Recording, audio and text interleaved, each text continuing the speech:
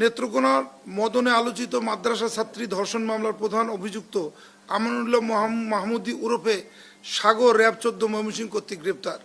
গত ২৩ এপ্রিল ২০২৬ বাদীর দায়েরকৃত এজাহারের বিবরণে জানা যায় যে ধৃত অভিযুক্ত আমানুল্লাহ মাহমুদ ওরফে সাগর ৩০ নেত্রকোনা জেলার মদন উপজেলায় হজরত ফাতেমাতুজ্জোহরা মহিলা কওমি মাদ্রাসার প্রতিষ্ঠাতা ও শিক্ষক। ভুক্তভোগী শিশুটি একই এলাকার বাসিন্দা ও পরিবারের একমাত্র কন্যা সন্তান। শিশুটির বাবা তাদের ছেড়ে দীর্ঘদিন ধরে নিরুদ্দেশ।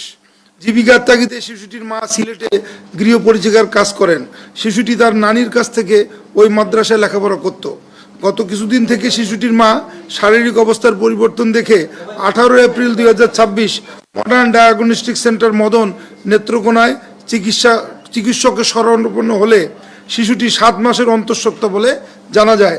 বাদী শিশুটিকে জিজ্ঞাসাবাদে জানতে পারেন গত ২ অক্টোবর ২০২৫ বিকাল অনুমান ১৫:৩০ ঘটিকায় মাদ্রাসা ছুটি হওয়ার পর ধৃত শিক্ষকের আদেশে ঝাড়ু দিয়ে মাদ্রাসা সংলগ্ন মসজিদের বারান্দা পরিষ্কার করতে থাকে।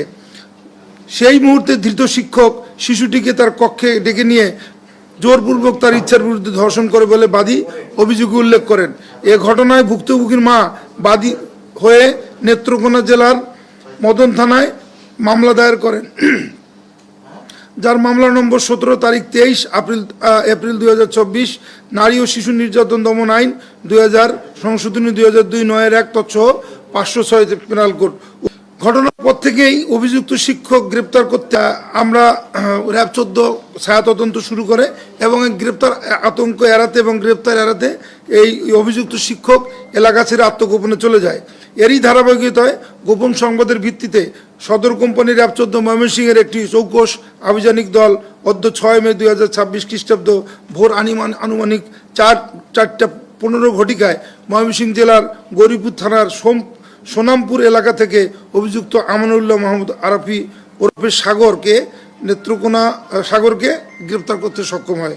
পরবর্তী আইনানুগ ব্যবস্থা প্রক্রিয়াধীন রয়েছে।